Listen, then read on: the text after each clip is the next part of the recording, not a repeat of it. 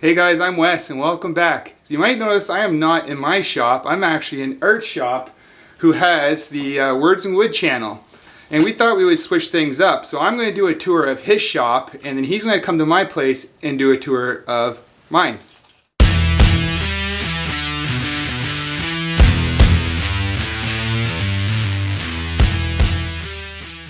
Okay Art, how about we start at this end of the shop and we'll talk about your tools. First thing you should know is I'm in a basement. You can probably even see the ceiling. We've got the wide angle lens on the camera, so it's looking big. I've had a few people tell me that, oh, your shop looks bigger than it is. It's 11 feet wide, 24 feet long, so it's a little smaller than a single car garage. Everything has to come into the house and then down. At this end of the shop, I've got a 6-inch joiner. I got my DeWalt planer on a flip-top stand. I have a miter saw on the bottom, which I don't really use that much just because of space and constraints. I have an old scroll saw that I kind of hate, but anyways, I have a 14-inch bandsaw. I have a 2-horsepower dust collector in the corner, and then I have my big beast of a 17-inch Grizzly bandsaw. If you want to talk about differences between my shop and Wes's shop, in fact between my shop and a lot of other shops, is that I'm running the dust collector pipe along the bottom of the shop. So I have a 2-horse dust collector there and I have a 4-inch PVC line running along here. And the reason I have it running along here is partly because, I don't know if you can see it, but there's a window up there. I didn't want to block the window. Ceiling height over here. We have the plumbing going into the floor, which you got to work with the plumbing in your house, and the pipe just nicely tucks in. So I just find it's fairly handy just having it along here. And so I have bandsaw, which sucks right in. I have a loose hose here, and this is where I will plug in the planer when I'm using it, and then I have my table saw next. So I sort of have the major suction, if you will, is close to the dust collector. So I've noticed we've been moving things around, just trying to get things into sight and into view. And I've been wondering, why do you have 2 bandsaws? This is a Trademaster, which is a Canadian-only brand. It's a basic import saw. This was my first bandsaw.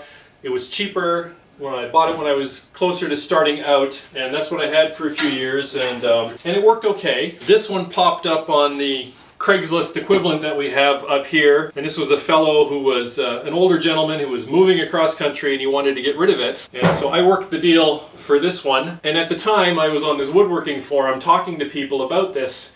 And there's one really wise guy, he's like, if you don't need to get rid of this one, keep it, because you're going to love having 2. And it's like, well, I mean, I have a small shop. I figured I could just tuck it in the corner, and really, it wasn't that much money when I bought it, because it was an off-brand. I'd be lucky to get $200 for it. So I've got a 3/16 blade on here, so I keep this for curves and light work. In the big saw, I keep a 3/4 inch, I forget what it's called. I got a 3/4 inch blade, which I use for resawing, and so this is mostly for straight cuts. Okay, that's good to know, because I'm actually thinking about upgrading to a bigger bandsaw. Actually considering now keeping my 14-inch. Yeah, you've got more room than I do. Yes. So Art, I was noticing you have a piece of duct tape here, and can you tell me about what that's about? So this is your standard Delta type bandsaw. They tell me whenever I go looking for blades, they're like, oh, it's just like a Delta, and it is. It's a 93.5. But when I was cranking it up once, I was hitting the top, and if we come in and bring the camera closer, I actually have bent the top here, and this was just a note to myself that I should maybe try a shorter blade. Actually, this is a brand new blade, and it's still a 93.5. Anyways, the note here was maybe I should try a 93 or a 92.5 inch blade, but it's a note to myself. Note to yourself for next time. Yeah. So Art, I see you've done something interesting to the bottom of your bandsaw here. Looks like you've added some extra storage. Yeah, let me walk you through that. Well, I know it sounds like a broken record, but again, small shop, maximize storage. So if you look at it from the end, you can see this is just your basic metal tool base that came with the saw. Get that out of the way. I wanted to add some storage here. You see here is where the cross piece used to be, and I took the cross piece out and I moved it right to the bottom. Like here are the old, I don't know if you can zoom in on that, but these are the old holes for when it was mounted here, and I drilled some new holes that are right at the edge, and that just gave me enough space that I could slide a box in, and just gave me a little bit of space where I could store some things. You can see see from the back, I left the horizontal member here, and what I did is I just cut a slice in the back of the storage box, so it's actually resting on here. So it's unsupported at the bottom. It's being held up here, and I just have a couple of screws in there holding it. So we flipped the camera around, and now we're on Art's other half of his shop. And can you tell me more about it? This end, obviously, we've got the table saw. I've got floor standing drill press here. I have just a shop vac underneath it. This is some surplus counter that I got from work years ago, and I've got my sanders set up on it. So I've got a little belt sander, the spindle sander, and my homemade disc sander. In the corner here, I have an X-Carve CNC machine that I got a few years ago. It's a smaller one, which has a fairly small motor, so it's not really, you're not going to cut 3/4 inch plywood or anything too quickly on it. So I have my workbench here. I have a wall mounted toolbox, some hand planes, some smaller clamps. I have spring clamps that I put on the ceiling. That is nice that you can utilize your ceiling. Mine's 12 feet high, and it's a little far to put a spring clamp up there. The negative is that I can't really paint my ceiling. I thought of painting my ceiling. I thought about closing in the ceiling, but then I would lose that space. We'll show you on the camera. Like I got old clamps in the ceiling. I have clamping cauls in the ceiling. I have wood in the ceiling. This is a rigid air cleaner. I have a small shop. It's meant for a small space. It's okay. Okay, so this is the final wall of Art's shop, and I noticed you have these interesting clamps. And can you tell me also about your workbench here on wheels? So the clamps first. I get asked about the clamps all the time. They're called Gross Stable.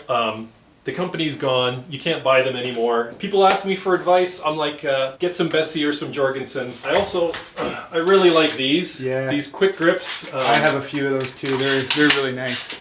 They're like having a second hand. Yeah. I like how you can do everything one-handed with them. Well, they're interesting. I've never seen those. These are Irwin. They're not particularly common. If you look at them closely, they have a smooth bar. Oh, whereas all the Bessie and whatever, they have a tooth bar. The way these work is that the teeth are in the clamping head, so it'll just bite in.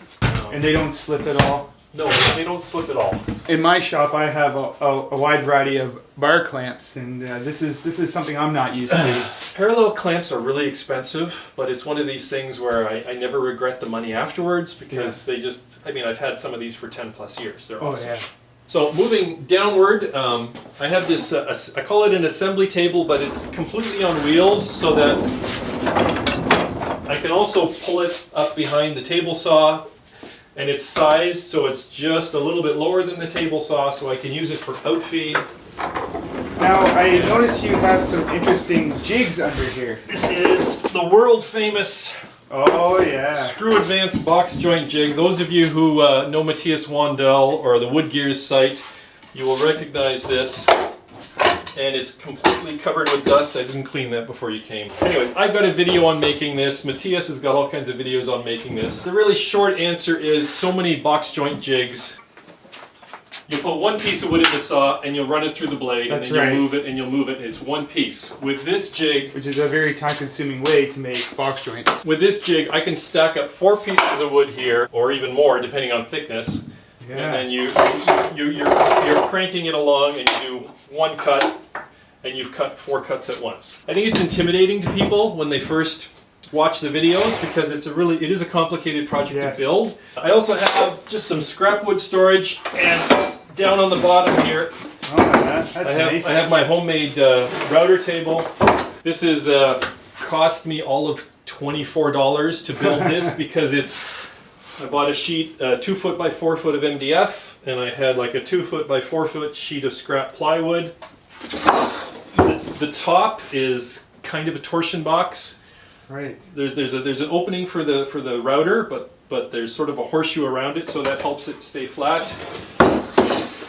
And do you have any dust collection hooked up for it? I have a dead simple wooden fence that I will go like this, and on the back of the fence, I can wedge in the dust hose. Yeah. So for edge joining, I'll get some dust collection, but for underneath, there's no dust collection at all. I don't have a video on building this because I built it long before YouTube, but I call this my disposable router table because it only costs you $20. So I mean, if you're just starting out, you got a router.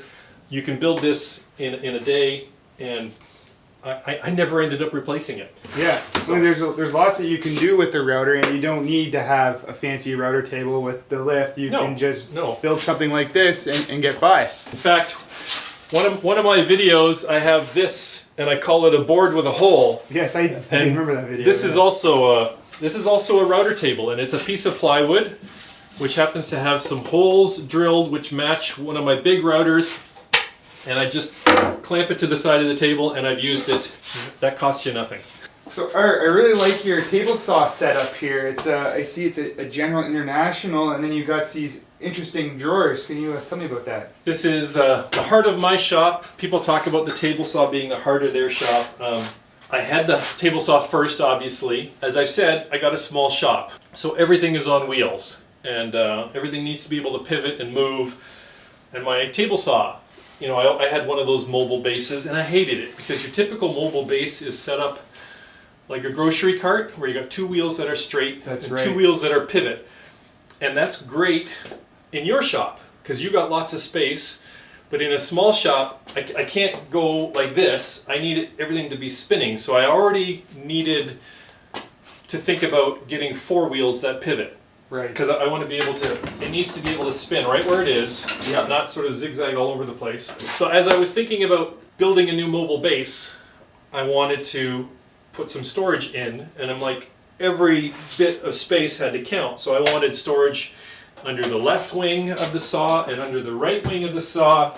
And I'd seen a few plans online where they took the top of their saw, like they took away the legs, and they just built an entire cabinet, and they plopped their saw into it. And I thought that looked kind of cool, but then you're really stuck to that saw. I really like how you have this lower section here where you can just set like your push sticks and anything there, and they don't get in the way of your fence. Like I know sometimes in my shop I have that problem. I'll have just clutter piled up here, and then I need to move the fence over, and then I have to get the old hockey stick out and clean everything off. Ironically, that's all by accident because I just don't happen to have a wing here, so I just end up throwing stuff like a push stick, or there's usually a pile of scrap wood there. On this side of the table saw, these are just regular drawers. I just use cheapo kitchen drawer slides. But moving over, I have a skinny drawer. Oh, that's nice. I like that. So I can stack my saw blades in there. And over on the left, this is really skinny, but I really wanted to maximize space. So these drawers, you do the technique where the bottom of the drawer sticks out a little bit. And they just run in some dados. And you just run in dados, and they're really long. So Art, can you tell me about this this little light you have here? So this is my outlet for my table saw. It is a 110 outlet, but it's a dedicated circuit. So this is the only fixture on this circuit. When I was doing this, I just thought I'm going to make this a switched outlet. This is the switch which controls this outlet. This is just a little neon bulb with a resistor that you can plug in. I happen to have it, so I built it this way. Yeah. You can just get a switched outlet that has a light. The idea was I turn that off and there's no power in the table saw. And so I can change the blade with just flipping the switch. I don't have to fumble with unplugging cords and whatnot. And the light gives me an indicator. And I mean, my kids are grown now, but like 10 or more years ago when I wired this, it was also a safety feature because as I leave the shop, I turn the lights off in the shop and I'd turn my head and I'd see this little light across the room and I'm like, no. And I go kill power to the table saw. Now this is a neat little air compressor. I never heard of California Air Tools before. Yeah, this is one of my more recent purchases, and you really got to hear it to believe it. Wow, that is... We're not playing with the sound volumes. We're still talking in a normal voice. Yeah, that is quiet. Wow. So, like a lot of people, I started out with your typical pancake compressor, which everybody knows is impossible to use without hearing protection. It is so loud. It broke down once, I fixed it. It broke down again, and I'm like, I'm not fixing it. And I went searching for quiet. And this is, a couple of people had recommended this one, and yeah. It is so quiet, and that's really it. The noise is the selling feature, and the price was just about the same. Links below to Amazon. So that is it for this video, guys. I'd like to thank you for watching, and I'd also like to thank Art for welcoming me to his shop. If you want to see what's new in Wes's shop, you got to come over to my channel because in a day or two I'll be at his shop and we'll be shooting a shop tour there. Also, if you're new to my channel, I encourage you guys to subscribe, and also please hit the notification bell. And like always, we'll see you in the next one.